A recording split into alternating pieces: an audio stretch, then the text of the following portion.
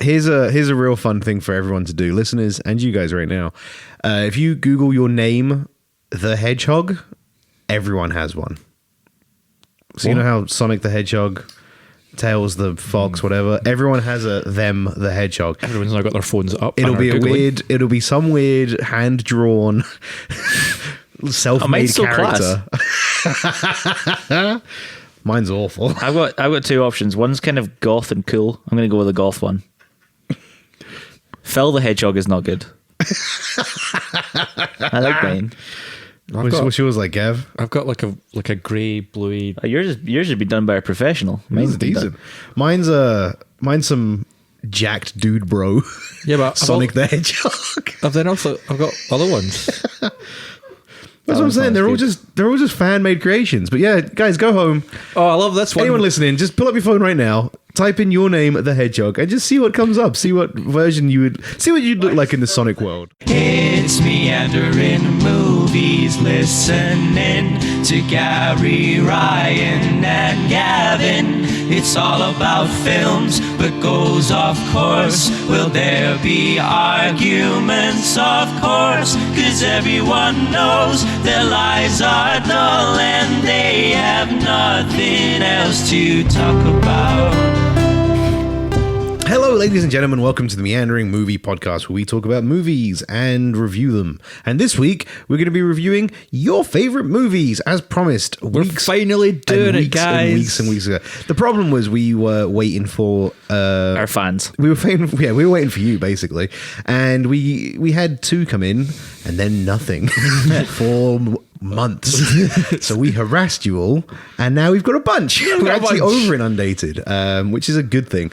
So we're not going to be able to, unfortunately, get through everything, but we're going to do our best to cover as many of these movies as we can.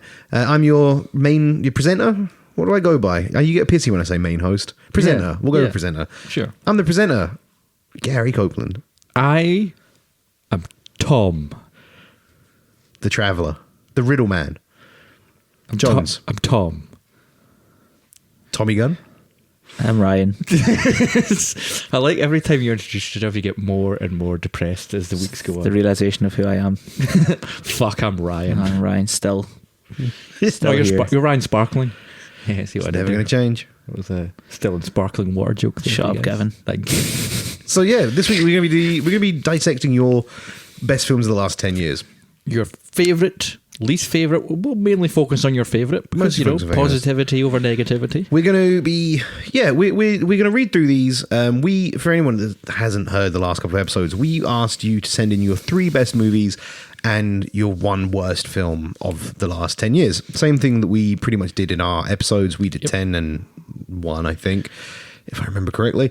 And you've sent it in, and you guys have been great. We've got a whole bunch of movies to talk about, all different genres, all different... everything, actually. Loads of different things that we wouldn't have picked ourselves, which is exactly what we wanted. So yeah, Gav, do you want to start us off? Yes, take us away. Happily. I'll jump over to the Gmail, where we got a whole bunch of submissions. You can do the same. For other reasons, meanderingmoviepodcast@gmail.com. You can give us topic suggestions or comments or opinions or anything you want to do. Speaks to Gavin. He's the only one that checks it, so just send him a message. I'll get it. He needs it. I check it every day. So our first one comes from Kieran. Shout out to Kieran. Hi, Kieran. What up, K-Kong? Hey, Kieran. K-Con? K-Kong. He's K-Kong. I'm G-Zilla. Chobo's J-Rassic. Nobody asked anymore. So his 3 favourite films. He's just jealous because you don't have a fun nickname. My name's Tom this week. Gavin the Hedgehog. Gavin the Hedgehog. Tom the Hedgehog. His 3 favourite films were What We Do in the Shadows, Whiplash, and This Is the End. And his least favourite was Mad Max. Now, he doesn't specifically state which Mad Max. It was in the last decade, so it was Fury Road, wasn't it? It has to be Fury Road, yes. But I just wanted to say Thunderdome because it makes me happier. Because 2 man in, 1 man out. That baby face on the back of a giant is Mad Max Thunderdome, isn't it? No. Remember that? Yeah. And he takes off the mask and he's a huge guy with a little kid's head. And there's that little goblin on his back that gets killed and he's like, no! And it's an old man. That was Thunderdome. Was it Thunderdome? I feel like it was, because I remember the 2 man in, 1 man out part. Yeah, Thunderdome. Anyway, it should. You also remember the film Ghost Shark. Ghost Shark. What with this list, obviously, there's no point. We've already discussed Whiplash in Ryan's top 10 films of the decade. If you want to know what we thought of Whiplash, jump Great on movie. back to Ryan's episode. Good choice, K Kong. But this is the end, an interesting one. But This is the end as the best film you've seen in 10 years. Did Sure. you watch many? I guess you didn't. You watched 4. But no one else said it, but I wish more people had said it, because it's a film that doesn't really get the love that it does. What We Do in the Shadows, directed by Taika Waititi, Who's blowing up in the movie who you world. may know from Thor Ragnarok or Jinx. Jojo Ah, Rabbit. No, you jinxed. Can't talk now. Well, that's kind of useless because I have all the information on my phone. If I can't Punch talk, you. how are we going to make? As we After proved the earlier, episode. Gary and I are good at improvisation. Oh God! Can we put that out somehow at some point, please? I want that. No, it doesn't. So- What We Do in the Shadows was my first introduction to Taika Waititi. I think it's a lot of people's introduction. Yeah. Because no, sorry, mine was Eagle versus Shark. Yeah. I think Audio Boy, you've seen Eagle vs. Shark, haven't you? Oh, no. Never mind then. Audio Boy will go back to sleep now. Back to your slumber. Yeah, I think he did 2 films before What We Do in the Shadows, Eagle vs. Shark, and I want to say Boy, I think, came out before Eagle vs. Shark. What about the one with the kid puts the Hunt for the Wilder People? That came out after. Was it after? Yeah, that- Okay, cool. But yeah, What We Do in the Shadows is a kind of, if anyone's ever seen The Office, imagine The Office but with vampires. It's like a faux documentary type of thing. It's just like their kind of everyday lives, but and it's got the writing and talent of Taika Waititi. What's his name from Flight of the Conchords? Jermaine Clement, and that kind of team who did all that stuff. And it's Murray from Flight of the Conchords turns up, doesn't he? yes, he does. He turns up as a werewolf, I believe. Swearwolves, not swearwolves. They don't swear. And I think That film's amazing, Ryan. You need to I've seen go some of see the it. BBC series. show now Yeah. as well with Matt Berry. My favourite line from the movie What We Do in the Shadows that is forever stuck in my head is when Jermaine Clement's character is asked, why do you only want the blood of virgins?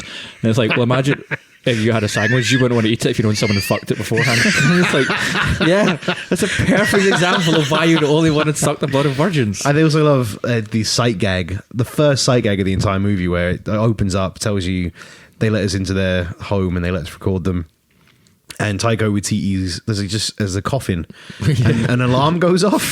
So his hand comes out and taps the alarm, and then the alarm goes off again 5 minutes later, and he pushes the coffin lid off and does that. You know the classic vampire rise where they come up with their arms crossed, but he gets stuck halfway. So then he just goes, starts like motioning himself forward. It's like it's hard to get up for everyone, vampires included. It's hard to get it up sometimes as well. Is it, Gavin? Nope. The movie... Well, that was a great joke. Well done. Thank you. Whiskey's a terrible thing sometimes. You get erectile dysfunction. Is that you want to talk about it? Because you brought it up on mic. So if you want to talk about your erectile dysfunction, we can. You shouldn't have deleted all those spam emails. That's what I'm going to do from now on. I was going to call you out on it. Oh, please don't. The writing is fast, it's witty, it's great, it's got some great visual gags. Yeah. But it's also, I just love the look of the film. It's just like, because obviously these are vampires from the 18th century, 17th century. They even got a kind of Nosferatu style kind of vampire as well. His name's like Tim or something. Yeah, he it's so lives, base. he lives down in the basement and he's a proper feral vampire. Like at the beginning of the film when he tries to wake him up and he just throws a live chicken in. He's just like, there you go. Have at it. Just like, they have the argument about who's going to do the dishes.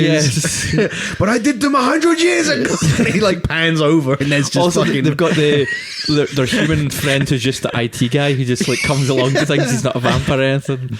It's so really funny. good. It's genuinely very funny. On Netflix, it is piss funny. Very funny. Piss funny. And if you love Taika Waititi and anything he's done before, If you like Jermaine Clements, Yeah, you're gonna love get What We Do into in it. Shadows. I'm going to watch it later. Dude, It's it's a- brilliant. that's a great suggestion. It is a great suggestion. from Kieran. And what was his most hated? It was Mad Max Fury Road. We've had to back talk about. Yeah. Sorry, I forgot. I'm just not going to justify that with air because that movie's fucking brilliant. So there we go. I'm just saying. Okay. So next we are moving on to Haley's films. That's funny. They're engaged and now we're doing their films back to back. Oh, that's like cute. fate. It's cute. I wonder if they were engaged. They were. I thought that's Haley was a wee chancer and she sent 5 instead of 3, but I'll let her away with Oh it. no, discard them all. Haley, we're not doing yours now. Oh well, that's not what we asked for, Haley. deleted. That's that email gone. No, her 5 films a decade, because I guess we'll give her 5. Inception. This is so tantamount to Haley as well. I Can't follow the couldn't- rules? I couldn't. No, can't follow the rules, but just can't make a decision. Can't whittle anything down to a. I mean, when it comes to making decisions, she's made some good choices. Yeah. here. Have fun of having 300 guests at your wedding, Kieran. I just had to invite both postmen because I loved the first one, but the second one, he was so much quicker. I would have got upset if I didn't invite him. Yeah. Her movies were Inception, Kingsman, 3 Billboards Outside of Ebbing, Missouri, A Quiet Place, and Bad Times at the Earl Royale. Oh, that's a hell of a list. good Hell of a list. Very Shame good it's list. 2 films too long. I mean, What do you want to talk about? Which one? You can only pick one. And we just made fun of Haley for being indecisive, so now you need to really be. well, here's the thing: On the ball is decisive. we've chatted a wee bit about Kingsman before, Yep. and how I'm not a big fan of the Kingsman. But Yeah, wrong Ryan opinion wasn't on a that one. part of that time when we recorded the episode, so now I'd be interested to know Ryan's thoughts on Kingsman. Yeah, it was shit. You don't like it either. It was just alright. I really enjoyed them. I I don't think it was shit. That's not true. I thought it was okay. That's just like a poor man's shit. I thought it was. No, it wasn't shit. It was okay. I'm with Haley on this one. I really enjoyed Kingsman. I think Kingsman's it's a parody of Bond without going into pure parody. It's a satire almost, but it's not satire. It's weird. It's not parody or satire. It's like a love letter. In fact, there you go. It's like a love letter to Bond, but for a new generation. But I feel the issue is it's a love letter to the Roger Moore Bonds, and those are the worst Bond movies. No, it's not. It's just a love letter to the spy genre. Yeah. Taking a healthy whack of 007 and just having fun with it. Like those films are designed to be pure Fun. action.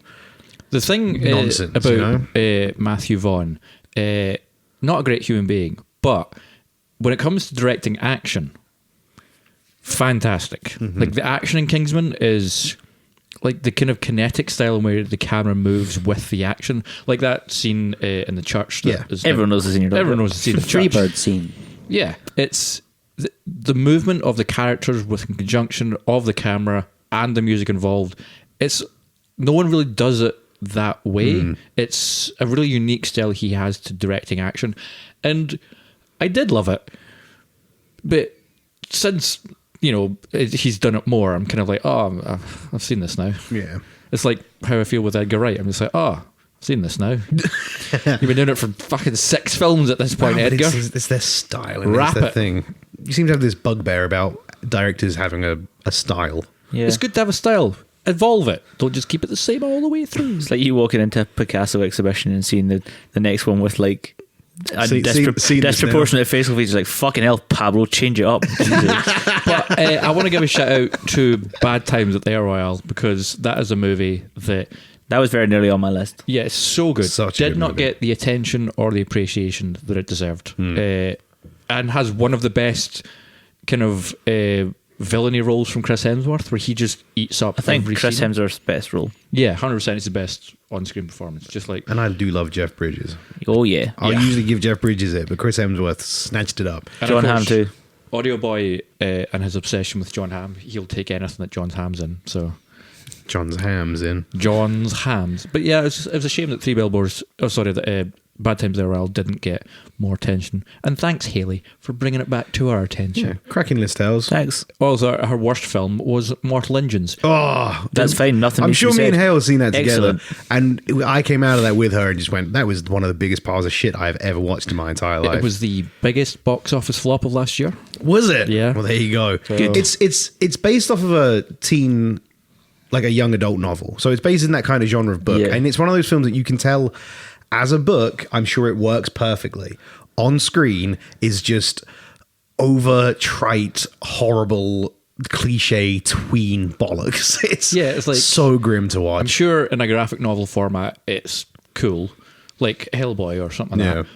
But yeah, I remember seeing that trailer. I think Audio Boy and we were seeing something at cinema, and the trailer for Mortal Engines came on, and I was like, Jesus Christ, this looks awful. It's just this big fucking Big city, monstrous just city car. and I'm just like, oh, and it's going to be a young adult kind of drama thing where like they fall in love and they need to run away from some big oligarch guy, and I'm like, fuck off, Hunger Games. Fuck off. Yeah, so thank you, Haley. Moving on to our next person and their films of the decade, we have Luke. Luke's films were Wolf of Wall Street, Gone Girl, and Spotlight. Interesting. Pretty good. Yeah. Two of them were Oscar-nominated Best Picture films, Wolf of Wall Street and Spotlight. Spotlight won Best Picture. Yep. I think I've seen Spotlight. Spotlight's the one with Michael Keaton, Mark Ruffalo, Rachel McAdams about the guy they uncover all the the paedophiles in the church. Let me church. rephrase it. I've never seen Spotlight. and I was giving you a summary of what Spotlight is. Okay, cool. Gone Girl is an interesting one because has everyone seen Gone Girl at this point? Yeah, and the book is the most boring book I've ever read in my life. Film does a good job then. Shit. Yeah, the film is good. It's David Fincher of like Seven and Fight Club and Social Network fame. It's probably Ben Affleck's. What were you smiling about over there in the corner? Just happy. Piss face. Okay, I fucking hate when you do that. I hate when you say of something fame. Why do you say that? Just say what films they've done. It's a really stupid way to say it. Okay. And I wasn't going to bring that up, but you asked me to, so fuck you. I've lost my train of thought. Oh yeah, Ben Affleck. I'd say it's Ben Affleck's best on-screen performance. Dogma. He did do Dogma, didn't he? That was Dogma's pretty fucking good. pretty good By in Kevin Argo. Spacey. You may know of his Argo, other very works good. of fame, Clerks and. No, okay. Now that I know it annoys you, you should have told me. Yeah, Gone Girl is like one of those films where you like. I'd never read the book before I watched the film. Had you read neither the have book? Had you read the book first or watched the film? I'd read the book first. It's I guess with David Fincher, the man knows how to just grip you, Yeah. Take you on a journey. take you on a fucking journey. And Rosamund Pike as well is fucking savage in that movie. Understandably, because it's part of her character. But it's but it's like that film is such a ride. Like right up until the very end, where like they're, I guess spoilers for Gone Girl, when they're back in the house together. Yeah. And there's And just you see a little bit of Ben Affleck's penis. you do see it. Saucy. It's best on-screen role, am I right? Hangs dong. But yeah, it's a powerful, strong movie. Yep. With the style of David Fincher, and it's got David Fincher's style, which hasn't really changed much in a Yeah, couple of it's years, but true. it's really good. But Gavin's all right with it. Really good Weird. style. but it's almost like the way Fincher style works is because it's subtle and it's about the film and not big silly nonsense in the way. Okay. Neil Patrick Harris death blowjob. That happens in the Hey, film. you know, that's what's clogging up my laptop is just that scene, but with like different music playing over it. No one in the world knows that we're also fixing Gavin's laptop while this is going on. So that was a really shit joke and no one gets it. Luke's Worst film. was Suicide Squad. Do Well, we really that's need to say understandable. anything? Yeah, let's not chat about that. That's It's fine. pretty obvious why that's. Very quickly, everyone see Harley Quinn and the Birds of Prey? Yes. You see it? Why would I bother? Audio boy? No. Oh, what another, like just a secondary pile of shit. what A secondary pile of shit to wash down the first pile of shit. Do you know it's a really great way? I think I've said this already at some point. Yeah, I have. I'm going to say it again. If you want people to go watch your new DC movie, don't ever link it back to Suicide Squad. The fuck are you doing, DC? It has cemented. You know what? I'm warming up on Margot Robbie. I think a while ago, maybe even a year ago on the podcast, I said I do not rate Margot Robbie as an actor. I've now seen her in a couple more things, and I think as an actor, she's fine. You know, she's going up in my estimations. That version of Harley Quinn is fucking insufferable. awful. Yeah, it's Insufferable. just not. All versions of Harley Quinn are awful. Yeah, She's like my least favourite comic book actor. the thing about and now Har- the Joker has another girlfriend. They've remade it. She's called Punchline, and I doubt she'll be in films soon too. The thing about Harley Quinn is she's a side character.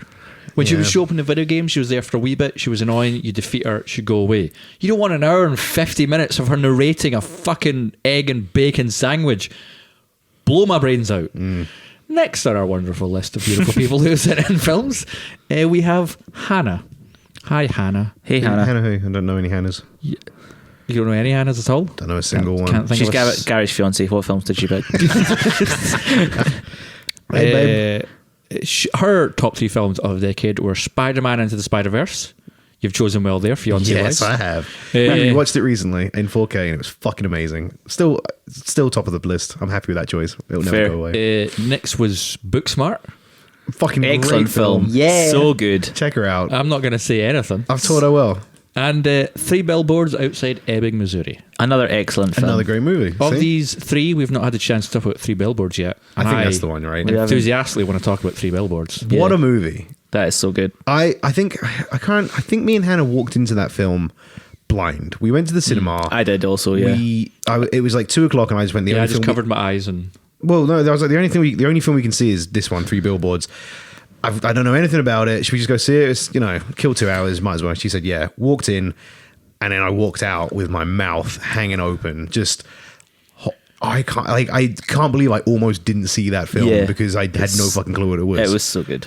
It's phenomenal. I think I watched it. I can't remember. Like I had like a day off a few years ago, and I think Sean and I just watched like 3 really good films, and that was the last one. And I was like, because we watched. I can't remember the first one. The middle film we watched was The Florida Project, and I was like, it's gonna take a lot, like to beat the trump first that. 2 films. And we watched that. And I was like, that was so good. Like, yeah, the it's first film, excellent. Suicide Squad. It wasn't. They were all good films. Okay. Yeah. The thing about 3 Billboards Outside Ebbing, Missouri is it's one of those films where it got Oscar nominated. Sam Rockwell won Best Supporting Actor. McDormand won Best Actress. McDonough won Best Actress, and then at BAFTAs, the director McDonough won Best Director. Yeah. So it picked up a ton of awards. But with a film, usually when a film gets big praise at the award shows, their lifespan isn't as long. Like for example, we just spoke about Spotlight earlier. That was a film that won Best Picture. Not a lot of people talk about Spotlight anymore. Yeah. Or Because they've remade it as that thing you went to the other day. Oh, yeah, Dark Wars. Dark Wars. does look like a sequel. They're like, who are we going to get to be the main guy? We could change it up from that. Just get Mark Ruffalo. Get him back. Just a wee bit chubbier.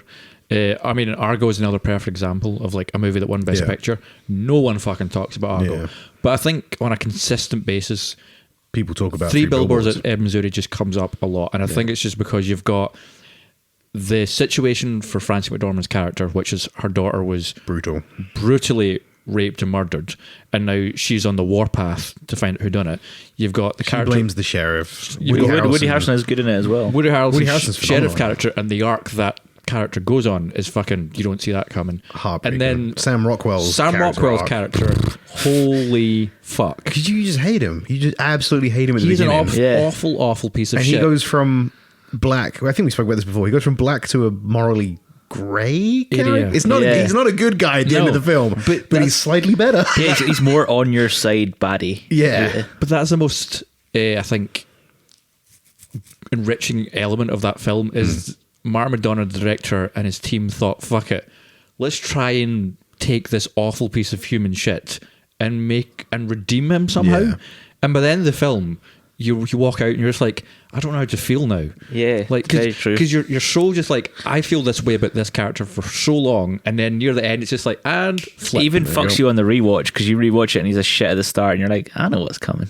It's alright, don't worry. This is the rough waters, but there's clean sailing on route. But he's almost. Yeah, he is. Like when you rewatch it, he's almost unredeemable at the beginning. Yeah. Everything he does, you just want to fucking punch him in the face. Yeah. Like that scene everything. that, I don't particularly like Sam Rockwell too. He No? actually just genuinely nothing against his acting. He just annoys me. So that was like an additional annoyance. You're like, oh, it's Sam Rockwell and he's a cunt. Yeah. And then of course Frances McDormand is just a fucking god She in that nails movie. it. The only detriment I can say to that whole film is that weird scene with a deer, where she talks to a deer and it's meant to be her daughter's And spirit. it's terrible CGI. It's such a bad scene. Yeah, that is bad. I forgot about that. It's like the one black spot on an otherwise perfect It's like film you for couldn't me, just you know? get a deer. How hard is it to get a deer? Yeah. Anyway, Oh, quite that's the other hard. thing. That's the other thing I want to say about the last thing I say about the movies. Is a movie like that, you expect it to be, oh, by the end we'll figure out who killed the daughter. and it's just left on a total. And that's not what the movie is about. The movie is about the journey of these journey of characters them. post murder, I which love is that as well. brilliant. It's just Yeah. like There's no resolution to the actual catalyst of the film. Yeah. If you love a film Really. that's just going to make you really sad with no resolution, then this is the one for you. Sad and a bit happy. A bit happy.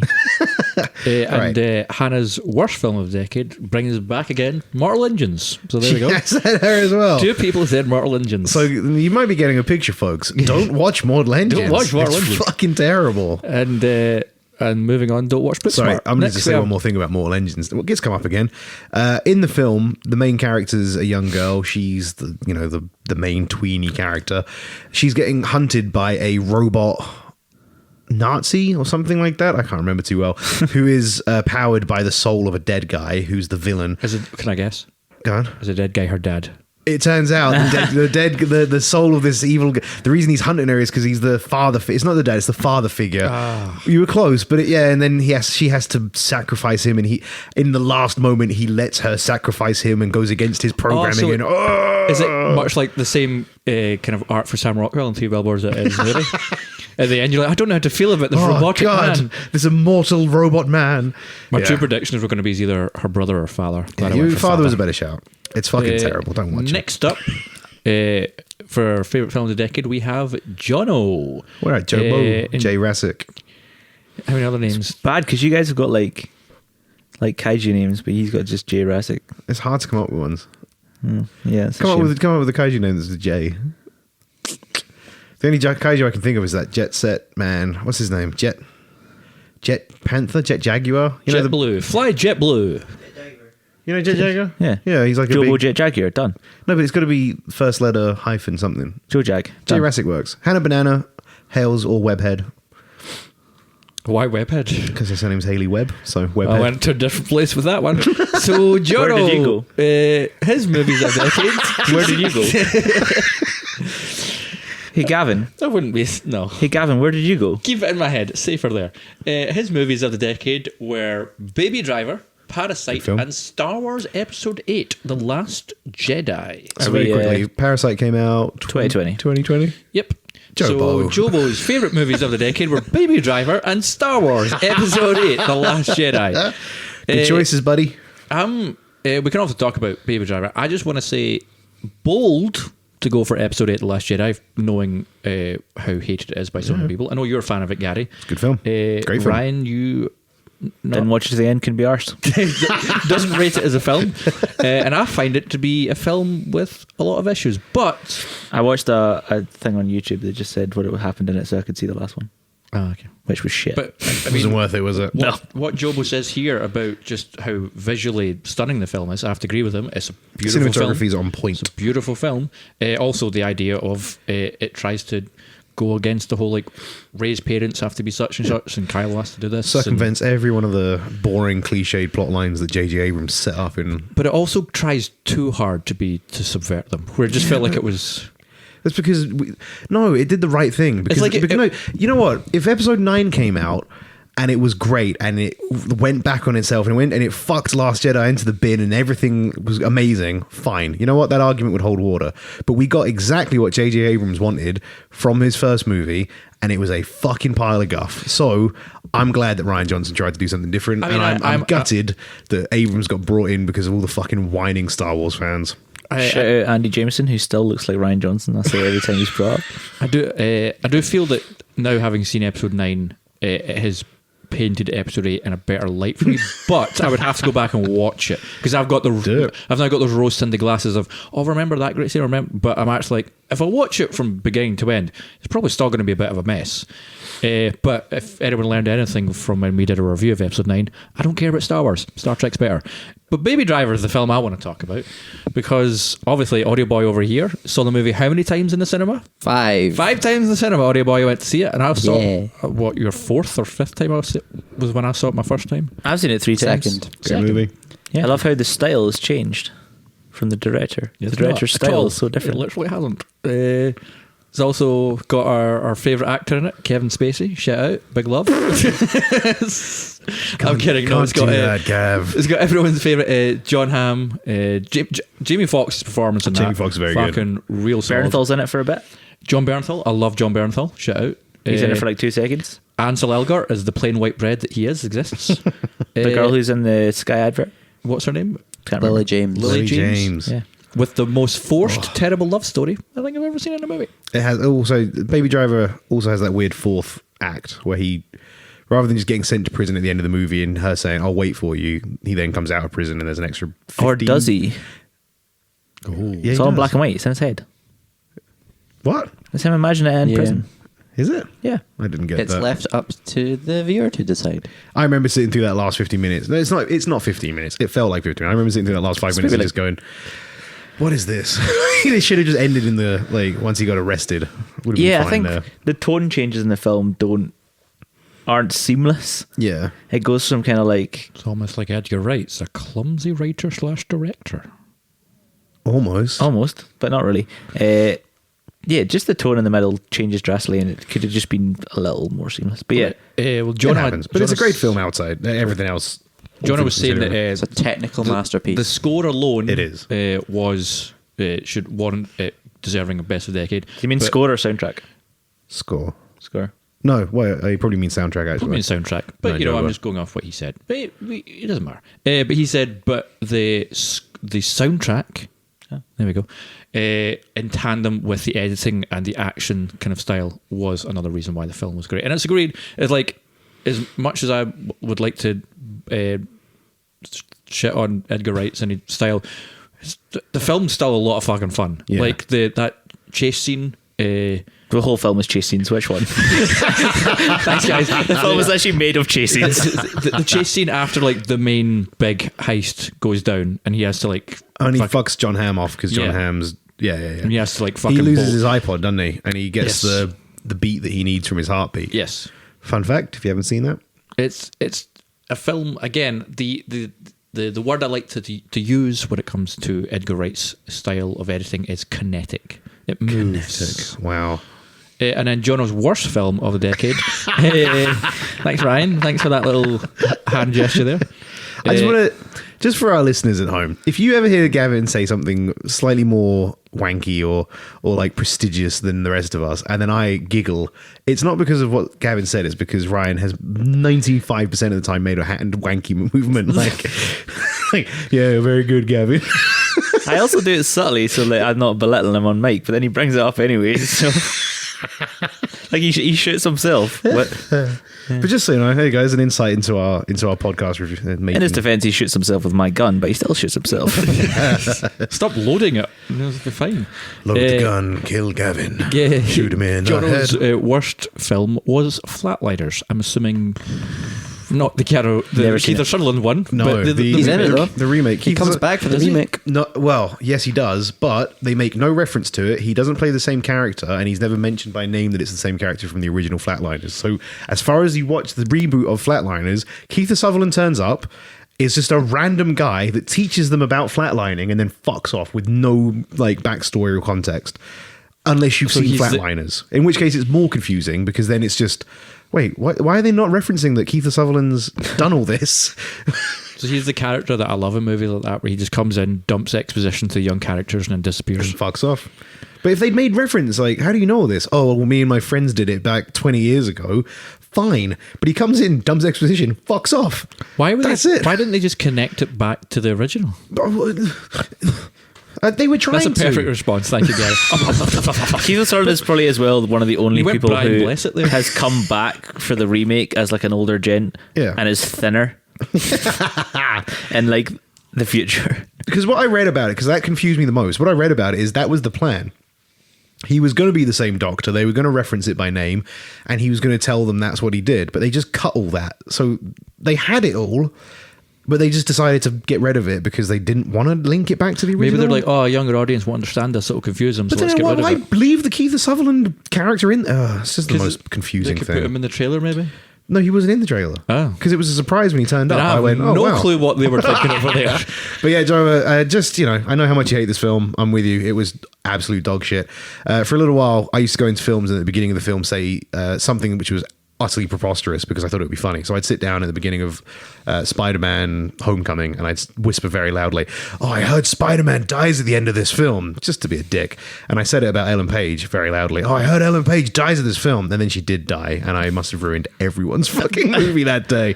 No, you didn't. The movie ruined everyone's day that day. The movie whole was plot of the movie is that people die and then they bring them back. No, she actually does. Oh shit! Yeah, ghosts exist now as well in this movie. Ghost sharks.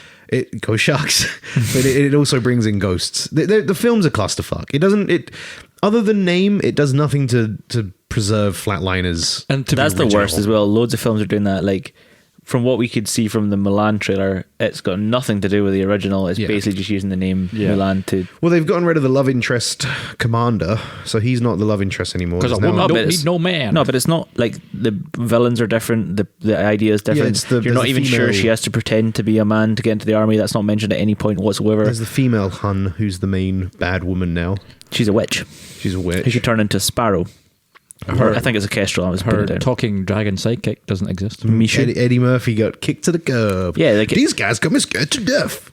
Best line in Can you Mulan. imagine? Like, here's a Hope thinking he of doesn't see you right through. thinking of Yeah. taking into account like making live action movies out of things and Eddie Murphy. Like, if they were to do a live action Shrek movie, Yep. would they just like, oh, we're not gonna have a donkey anymore? We're Yeah, just, it's like, mad, isn't it? It doesn't make sense. Like, we have Mulan, the animated version. It's gorgeous. It's great. The music's brilliant. Let's get rid of all of that and just make a bland and nothing movie. Sorry, yeah, my point was there's nothing worse than when a film just uses the name of an original film just to sell it. But other than that, references it very little. Yeah. But then, to be fair, Flatliners in the beginning, not really a name to work off of. Like, The original's a bit of a cult kinda classic. it's like a niche kind of. I'd say cult classic. I'd say the original. It's like bordering on cult classic. It's fun. It's like you watch that film. It's an interesting concept. They start flatlining, and in the space between life and death, they start getting haunted by the ghosts of their own past, the metaphorical ghosts of their own past, Not the real ghost, not like the 2017 Flatliners. reboot that has actual fucking ghosts in it for some reason. Anyway, let's continue. So next we have top 10 films of or top 3 decades. Words. Top 3 films of the decade from Jessica. Hello, Jessica. Hi, Jessica. And we think, we're all pretty certain, that Jessica is the only person on this list that we don't know. And just want to preface that with, if one of us does know you, we are so sorry. But we're pretty sure we don't know you, Jessica, so thank We you think for you being are a an actual genuine fan. human You're a genuine fan that we who didn't have found to us and coerce likes listening. into sending us stuff if in. one of us does accidentally know you, at least you know that if we didn't know you, we'd be saying all this nice stuff. So maybe take that away. Apart from the fact that one of us has forgotten you, don't think about that. But no, genuinely, thank you so much, Jessica, for listening. And enjoy Thank you. this. This is for you. It's for everyone. It's No, not this next 20 minutes is for 20 minutes. Jesus Christ. 10 minutes? I don't know. Time's Stop subjective. ruining it for You've everyone, ruined Gavin. Jessica's moment, Gavin. No, Gary. you're ruining I'm picking Jessica's moment up. By the moment, we've said her name so much. This might just call this Jessica's episode at this point. Read her No. damn films. Jessica's films were The Guest, Paranorman, and Love and Mercy. I don't know about the last one. Love 2 out and of 3, though. I've seen none of these I've films. seen 2 of these films. Oh no, wait, What I've was seen, the last one? I've seen Love and- Paranorman. Love and Mercy. No. It's got what's his name? Give me Brian a second. Blessed. Let me go through the Rolodex. Ray Winston. Don't do this to me. Charlie Sheen, Mr. Mistopheles. Chris O'Donnell. Judi Dench. Do you mean to tell you what the movie's about, and then that'll help you? Nope. Yes. I already know what the movie's about. I don't need you to tell me what the Well, movie's tell us about. what it's about then. Love and Mercy is about a couple, a black girl and a white man who fall in love. In I hope the that's South, relevant. Try and start a house together, and of course, We're talking about different films. Love and Mercy. Are you not talking? Is Love and Mercy is the Brian Wilson biography? Guy from the Beach Boys with Paul Dano. What the one am I thinking of then? God knows. So, Jessica, if you could send this in a secondary email to let us know which version of Love and Mercy. Let's just move on. on. Nobody knows what you're talking about. on. Paranorman, great fucking movie. If you like That is a Lakers good stuff, it's one of their greatest ones. Kind of make us a Are Coraline. you thinking of Loving I'm thinking of Loving. That's what I'm thinking of. with Joel Edgerton? With Joel Edgerton was the man I was trying to. So, We do, Paranorman was a real good movie, guys. Let's talk about Jessica's other films. Paranorman was good. Very good It was movie. really out there, risky animation style. And it always is, and the amount of time that goes into these for the payoff usually isn't worth it. But Yeah. if you like those films, then it's great. And Paranorman was such a good love letter to the horror movies of the 80s and kind of early 90s. It's like a nice introduction for kids. It really is, and it's very good, and it's genuinely got some creepy moments in it. I remember watching that and thinking, "Oh, this is if I was young, this would have scared the crap out of me." Yeah, because it sits with like things like Coraline and Frankenweenie, and it kind of sits in that little weird category of things we dust off at the end of October to watch, which is it's nice. It's nice having good. Halloween films. I want more Halloween films that aren't just genuine horror films. Yeah, it's a Halloween film you could watch with your siblings, with young youngins. ones, and you get all the enjoyment out of it because there's enough adult jokes in there, and References to all these 80s films. It's as well. an animated movie that's done well. The best kind of ones, which have jokes for you and for your little cousin. For your friends and your little friends. And what was her first best film? The Guest. The Guest. Did we talk about The Guest recently? I think we might have talked about it in passing. You did, but Gavin was talking about "Be My Guest," the song from Beauty and the Beast. The Guest is well done on this one because this floated around my top 10 list myself. Is that I a pun? fucking love The Guest. Never a pun. Dan Sorry. Stevens. Why? What pun was in that one? I've never seen The Guest. Thought it might be about ghosts or something. Is it? No, it's not about Oh, well. ghosts. Dan Stevens playing a character who turns up after a war, looking for a dead war mate, buddy. He's visiting the family because his friend died, and he was just like wanting to. Are you sure? Yes, Yeah, no. This is I can verify this. Yeah, he turns up to pay condolences and just say, look, he talks about you a lot on tour. I wanted to come and let you know he was a great guy, and he seems like a stand-up fucking top bloke. And you watch 50 minutes of a film about him being a nice guy and just helping the family, like and there's a little few things he does that are kind of off kilter. Yeah, like they'll go to a bar or a party at one point, and like someone's acting like a dick, and Dan Stevens just kind of Decimates unloads them. on these people in such violent, kind of real violence. savage kind of ways. You're like, holy fuck! And it's such a switch. It just like turns. So you watch 50 minutes of that, and then there's a few references to something that happened out there in some kind of lab test that he was part of, and yada, yada, yada. And then the remaining 30 minutes of the film, the second half, turns into this 80s inspired Terminator-esque through a haunted like It's he great. just turns into this Terminator who's chasing these three kids down after killing The mum and dad. It's fucking madness. It's such an mental. amazing Also, like there's gear that, change. that scene in the house where the military show up to get him back because he's I guess what, like maybe genetically enhanced in some way or something. It's either that or he's just been programmed to be a fucking killing machine. And then you like never really find so like out. the military show up, like these secret service kind of guys, and they get fucking annihilated in this house. And it's I'm going to watch gorgeous. this film. It sounds Man, good. The Guest is fucking It's good. either on Netflix or Prime. It's on one of them. It's And Dan Stevens takes his top off at one point, and oof. and the score. Oh, that score. Yeah, it's that nice 80s. Yeah, it's fucking Done. good. Jessica had to say, I hadn't been as thrilled by action sequences of a film like this since Taken. For this, I'd only seen Dan Stevens as the chubby English gentleman in Downton Abbey, so was sceptical. He was mesmerising, and the only reason I really persevered with Legion, Persevered with Legion? and the only reason I persevered with Legion. Sorry, but the struggle was real. It has some of the 80s pastiche feel of Drive with an equally excellent music score and a satisfying streak of black humour.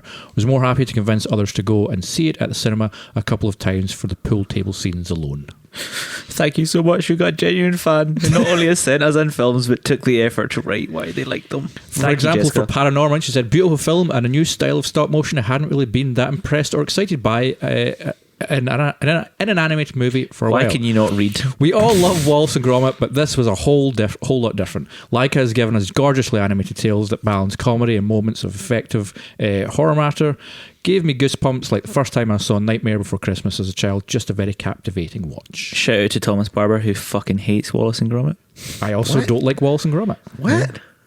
How can you not like Wallace and Gromit? Oh, Gavin doesn't like it because it's not made for fucking film festivals. Thomas doesn't like any film that's stop motion animation. He hates Chicken Really? Run and stuff as well. Yeah, Why? because he's a dick. No, I don't want to be a pa. I don't like gravy. Yeah, thank you so much, Jessica. And then Jessica's worst film was Knock Knock, which is the movie in which two gorgeous girls show up at Keanu Reeves' door and fuck the living daylights out of him. Well, his literally. wife is away. And then they his try child. and fuck Can't with his life, and then violence and horror ensues. And pretty much it's just worth it for the sex scene. And then that's kind of it. You watch the first 10 minutes And then The sex scene turn it happens off. fast. Do you want as to well. see Keanu Reeves plow 2 young girls? No. And this is the movie for you. Absolutely not. That's the most horrific sentence I've ever heard. Also, I won't read it out because Anna de Armas is of age and fully consenting. both actresses are. I just want to thank you, Jessica, for your little aside, your little PS at the bottom here about Booksmart. It's nice to know there are some smart people out there who think the same as me. Anyway, Just on because to you had a shitty high school experience, Gav, doesn't mean. Oh wait, did Jessica not like Booksmart? I said all that nice stuff about no, her. she too. liked. Yeah, she did that's like true. Booksmart. She just thought she could see the perspective I was coming from about talking about it. So does that mean, Jessica, you had a shitty high school experience as She well? just had an everyday, normal human. If you've been high school affected by any experience. of the issues on today's podcast, Next up, we have the films from the one and only mascot of the Manning Movie Podcast, the greatest human being that maybe has ever lived, and has thankfully brought. Did Dave Gervin send in an email? Wow. Wait, did that little shit send an email in? No. I'm going to fucking go through him later. I mean, you might want to like double check with him. I don't have anything in the Gmail. I don't know if he maybe sent it to someone who else. sent the next email? It's Jenny. Thank Big you, Jenny, Jenny. Gary's mum. The greatest human being ever to live. Her favourite films were Midsummer, Thank You for Sharing, and Quiet Place. Oh, that's you. Gary's has not fallen off the bat. You know, he's got his good film taste from someone. Damn right. Yeah, I talked about Midsummer for a wee bit in my top films of 2019 We've last done a lot year. about Midsummer. And we've also done a review episode of Midsummer. And your mum was going to try and be on the episode because when I visited your house one time, her and I talked about Midsummer a lot. We both fucking love that movie. Your mum has film. great taste.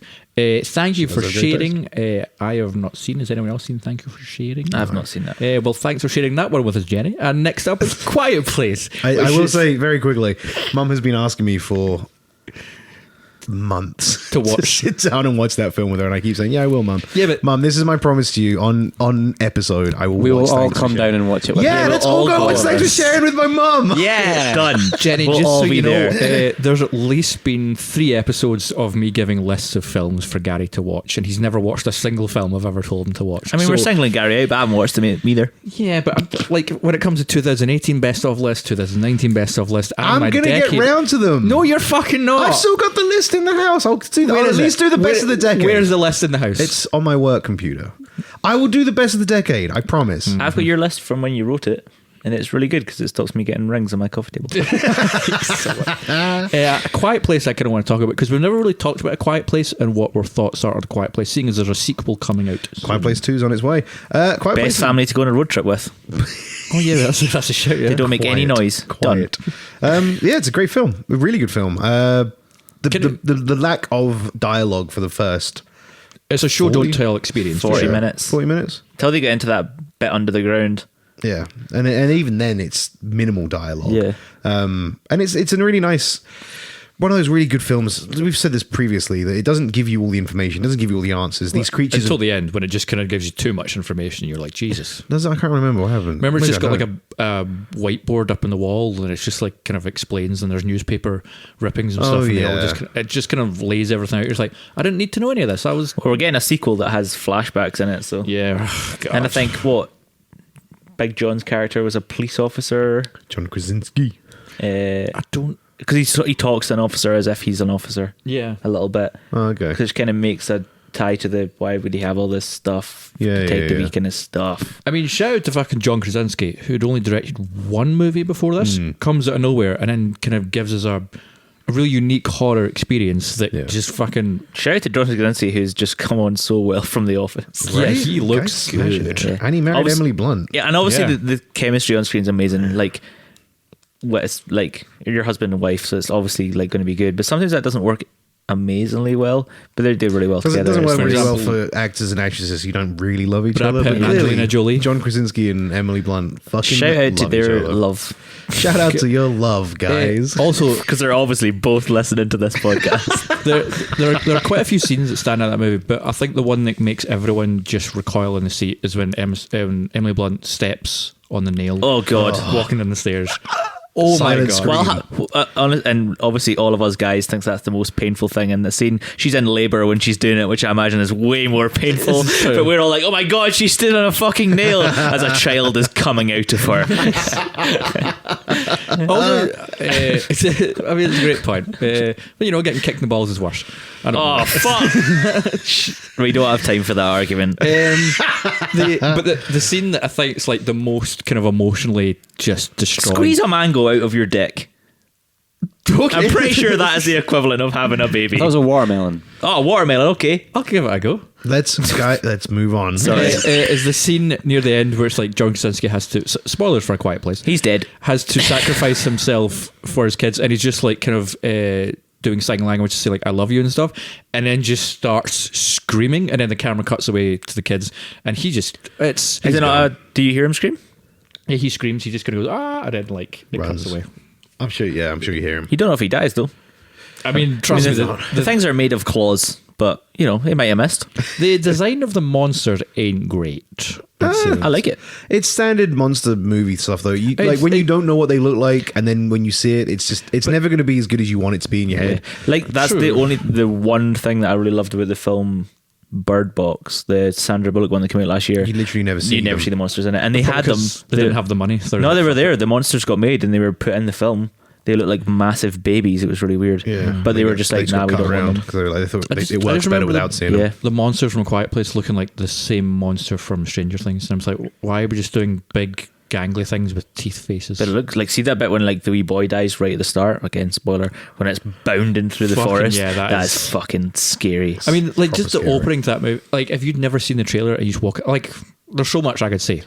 I'm gonna finish with the experience of sitting in the cinema. Hopefully, we all had the same kind of experience. We're like, I did not. were you not lucky enough? Me neither. I had a woman stand up halfway through who was pissed with her friends and pass out on the stairs. So then everyone made a big fucking fuss and ran over, and then we're talking, and then the lights came on, and then That sounds the exact opposite. I just watched it at home, which was quite nice. But I sat. it's the way to do it. I have two small creatures that live with me. I have two rats. And Paisley and my Clementine. rat, Paisley, has never drank from her water bottle so much as she did at that film. That film is mainly silent. And a rat drinking out a water bottle imagines if you get something metal and hit it with a teaspoon lots. That's what it sounds like. Why did they make that noise? Because it's their teeth hitting off the metal. Oh, okay. And it's, yeah. And I don't, obviously, I love that they're hydrated, but I nearly put them in the bathroom. Meanwhile, I saw it in a packed audience of very receptive people who just let the quietness of that movie exist. And it's like that experience at the end of Infinity War where the movie ends and there's just that echoing silence that's kind of insane. So to sit and watch A Quiet Place with a receptive audience that just let the quietness exist was added to the eerie experience of that movie. Yeah, that's like one you do not bring popcorn into. You're Yeah. sitting with your hands on your lap. Next. And if I see your phone, it gets fucking launched. That's such a new thing. I hate that now. Sorry. Phones at the People cinema. just sitting on their phone. Ah man, me and Dave have started just calling them. No longer do I even give them I'll give them like a minute to put This- I'm now just, excuse me, turn your fucking phone off. This is a Are topic. you fucking serious? Are you fucking kidding? Turn your fucking phone off. I go to town now. I don't give a shit. This is a topic we will be tackling in a I just future tackled it. episode. We don't need to do that episode. Oh, I we just will. did it. I've got so much. Call them out. And last of this week's episode, We're gonna have to split this up. Yeah, we're going to be doing a part 2. So don't worry if your films didn't get read out this week. Tune in next week for your films. But last in this week's episode Thomas Barber has sent us the wrong trousers, a grand day out. is Brian. Thank you, Brian. He also sent 5, much like Haley. He didn't understand the rules, but it's fine, Brian. We'll let you pass. Brian is also not a direct person we know as well, which is nice. Yes, true. So Brian. he's kind of a fan. You also Uh, get extra attention. Thanks, Brian. Next time I'm in your work, I want a free pint. This is the first time Gavin has said your name all day without saying your full name. I can say his film if you want. His movies were Whiplash, Wolf of Wall Street, Social Network, Dark Knight Rises, and Bohemian Rhapsody for his best. His worst were Bohemian Rhapsody is one of his best. Yeah. You got anything to say about that? I don't. Much like Booksmart, I'm done talking about those movies. I'm not going to talk about Bohemian Rhapsody. Maybe he really I'm not loves gonna- Queen. Sure, then go listen to Queen. Don't fucking watch that garbage. And his worst I films, thought you were done talking about it. his worst films were The Nun. He's getting riled. Don't quote me. His worst films were The Nun, X-Men: Dark Phoenix, and The World's End. Is it because you've got an issue with gay men? Is that what's wrong with it? No, hate you. Interestingly, Kieran earlier in the episode had The World's End in his top of the decade, and No, Brian now has them this is in the his end. worst of the decade. Nope. That's This two is the different end. films. Was earlier. The World's This is the End was one of Kieran's best films. Which one is This The Is World- the End? This is the End is The Seth James Rogen, Franco, James Seth Franco. Oh, Rogen. Kieran, get Jonah yourself sorted out, son. I thought it was The World's End. That's what I had in my head. No. That's why I brought up Edgar Wright earlier on. Kieran. I was wondering why you were talking about Edgar Wright earlier on. Kieran, son. No. I mean, I kind of like you, but now I like you less. Also, a good You said comedy. that as if you kind of liked him less originally. That wasn't a very also good Kieran compliment. Tig. So, so out of these Whiplash, obviously we've talked about on Ryan's episode, so go check that out. Wolf Wall Street, Social Network, Can Dark Knight you Rises. ear-tig someone? Does that What? count? You know what? Let's say right now that you can ear-tig someone. That Yeah. counts. You- Sorry, I was just thinking about it. You're it, Continue. Kieran. Like ear wagging, am I right? Ear tagging? You're an ear-tig. I'm interested to talk about Dark Knight Rises because Let's do it. we obviously can't talk The about... best of the Nolan Batman films. Nope. That's just not even close to being true. Because they're all shit. Nope, they're all great. And your hatred for Nolan is something I can't wait to dive into in a future Yeah, episode. did someone not have Inception as well? Yeah, someone That else was shit has- too. Yeah, Inception is not shit. For context, before we started recording this episode, Ryan was like, "Let's be nice to these people in their films because these are people." Yeah, well, we're near the end and I'm getting cracking. And Ryan, I'm not being bad to the people, I'm being bad to Nolan. He makes a shit film. No, he doesn't. His tone Uh, just never changes. He's got using the same style. He's done it all the time. No, I saw his first film at the Sundance Film Festival in 1942. His first film came out in 1991. It's called Following, and it's Shut up, Gavin. so massively different from anything he did. Insomnia is so massively different from other films he's done. Can we talk about Dark Knight Rises? Yes. And please talk about Brian's fucking movie. Yes, Dark Knight Rises. God, you two suck balls sometimes. Thank know you. That. Not each other's though, unless That's not funny. Stop saying things that aren't funny. That's what I do. Fucking 60 episodes. Dark Knight Rises. I like it when you say the funny things that make me laugh, though. Out of all the things you say, when I laugh, I like them. I And can't then believe Talia al sometimes- Ghul was there the whole Sometimes time. you say things that make me not laugh, and I go, I'm with Ryan now. Didn't like Bane that much in it. I thought his voice was weird. I like Bane, but I understand why people don't like Bane because once again, It wasn't Bane. Wasn't Bane. what was it then? Who was Bronson. it? Well, no, like it was Nolan's version of Bane, but Yeah. it would have been the equivalent of. It was Nolan's version of Scarecrow. No. Yeah, but that was close. But it was super close, and even the Joker like had differences, but it was still really close. Bane was just, just completely big different. guy, just hench. Just big man had to wear a mask because he had too much pain. It was like, and what was it? That was it, wasn't it? I watched it once when I saw it, and I've never watched it again. What was Bane? The reason for his mask? He was in pain all the time. It was so like he had a to have paracetamol mask or something. Yeah, paracetamol mask. It basically. pretty much was like he just had Nurofen going into his body at all times. That's Yeah. not Bane. Yeah. It's literally not Bane. Okay. It's just it's Wasn't one of the Spanish things, isn't it? either. It wasn't Spanish.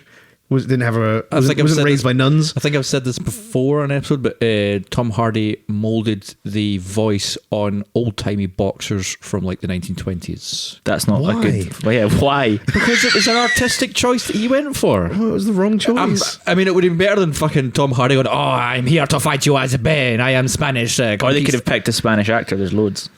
Yeah, but it's Tom Hardy. He sells. It's funny though because you're arguing this, right? But if the next Batman film came out and Batman turned up wearing a yellow banana suit, But and no, he he was like, won't. "I'm the new Batman." Well, that's Banana Man. No, but if you'd be like, "Oh, it's a bit shit because it weren't really Batman." Yeah. You would. There's a difference though when the film's called Batman and he shows up in a banana suit. Yeah, but if that's an artistic choice, The villain's called Bane. But here's the thing with Bane. Who the fuck gives a fuck about Bane anyway? He's such Bane a... is like the best Batman villain. That's not Bane's true. a- He's not even close to being the best Oh, Batman yes. villain. He's the only up person there. to ever beat Batman in Oh, open what combat. did he do? He was I'm on going to be the only person to beat you after this podcast. I know he's who an Banana excellent Man Batman villain. is. The fact like what Dark Knight Rises did really well was they separated him and made him like less of a henchman, and he became more his own villain. That was really fun. And then they fucked it at the end because he wasn't. He was under someone's. He was a henchman the whole time. I don't like the ending where it's just like Catwoman shows up, blows him away, and it's like, that's it. Well, that was kind of a waste of... And Talia al Ghul was there the whole time. So Bane wasn't. So the only thing I really liked about it all the way through was like Bane was like this good standalone villain. He could become a good villain like he is in loads of the comics. And they're like, oh no, wait, Talia al Ghul's just been telling him what to say and do. They the also, whole time. Nolan also overdid it with the ending, didn't he? If he just had Michael Caine look up from his coffee and smile, cut. Also, Done. are you Perfect. fucking ready? Are you ready? Robin is not called Robin. I know. He's not called Superman Kent. Batman Wayne. His first name is not fucking Robin. I think the problem with Tangerine. Sorry, Brian. I've seen these boys playing with a diamond the size of a tangerine. A tangerine the size of a tangerine. Tangerine the size no, of a I can't tangerine. even play devil's advocate in that aspect either. So no. Brian, I did like. For everything liked just it. said, I actually did like Dark Knight. I liked the really entire like Dark trilogy. Knight. Well, I really Dark Knight Rises. So I did like Dark Knight Rises. I mean, they're the problems we just said are the problems I have with the movie. Outside that, though, it was an enjoyable watch. I think the thing with Dark Knight Rises, it tried to do the Talia al Ghul thing, which did feel just so. It just Super kind of forced. felt do you know what? It's forced and because they this- needed to tie up Ra's al Ghul's story. Yeah. I don't mean this in an insulting way, but it's going to sound like an insulting thing. Is Dark Knight Rises tried to do the same thing that Sam Raimi's Spider-Man 3 tried to do, where it's like it had its first two films, and the second one was also the best, and it focused on the bad guy a lot more, and it built upon him. And then in the third one, they kind of like jump ahead in time and try and introduce a whole bunch of elements, and all those elements just don't really go with each other, and it just becomes a bit of a sloppy mess. And because they knew it was the last one as well, you're also introducing all those things while trying to close a trilogy, and it just doesn't work. Dark Knight Rises just kind of got like that, like all the police officers being underground and all this kind of stuff. It was just, it's a good film. Nolan's a great fucking director who can do set pieces. He can do kind of great pacing, but there's just some plot elements that are just a bit Send us a wee dodgy. email in, Ryan. If all three were in the decade, would you have still gone for Dark Knight Rises? Yeah, we were talking about that just before the episode. What is that your favorite Dark Knight movie, or well, Nolan Batman movie, or was it just because that was the only one that landed in the decade. decade? And Let us don't know. forget, I want a Because free we're genuinely pint next time in your work. What was his least favorite again? His least favorite were The Nun, Dark Phoenix, and The World's End. Yep, fair Dark enough. Phoenix is like fucking, I like The World's End. Dark Phoenix has got to be the worst one on that list. The Nun's just standard horror fare. Is isn't that it? part of like the Conjuring? Conjuring, Yeah. And then World's End, I think I'll be with you.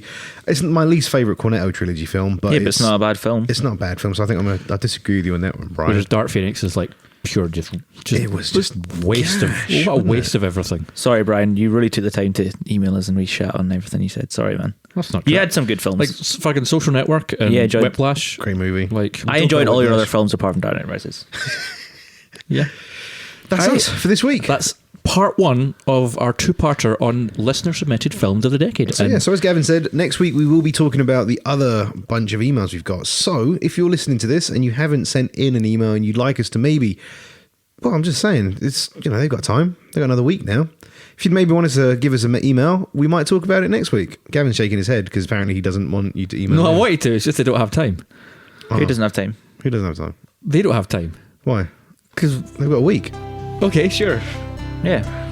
What? Okay, yeah. So yeah, if you want to get your 3 films in and your 1 hated, that's 3 films and 1 hated. Haley, Brian. But for everyone else that has emailed in so far, thank you so very much. We'll be back next week with more of your films of the decade, and we'll try and be as nice as possible. Apologies if we offended you at all this episode. To send those, go to Twitter at MeanderingPod, Facebook and Instagram, search for Manning Movie Podcasts, leaves a message there, and the email, which we got all those from, was meanderingmoviepodcast@gmail.com. Thank you so much for listening. Bye. Music is life. It's meandering movies, listening to Gary, Ryan, and Gavin. It's all about films, but goes off course. Will there be arguments? Of course, 'cause everyone knows their lives are dull and they have nothing else to talk about.